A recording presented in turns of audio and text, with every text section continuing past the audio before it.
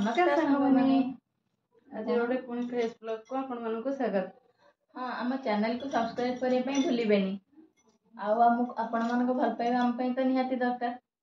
चलते देखा आज आमर कौन कौन सब दिन पर सकाळ सब कम सारी पूजा करदेली आसिक देखला बेलू सिला तार सकाळ खावाई बीट परोटा और आलू तरकारी बनइबार लगी पड़ी। मुझे आसिक हेल्प करदेली।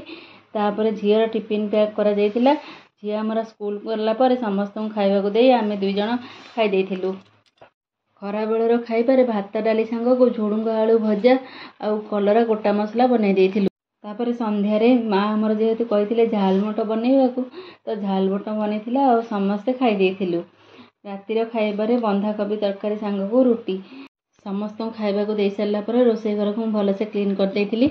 कई तो अच्छा रातिर कम को एमती सकाळ जाए पकईकी रखी था मत तो जो समय कम से समय ही करने को भल लगी था। आज वीडियोटी एतिकी रही। जय जगन्नाथ।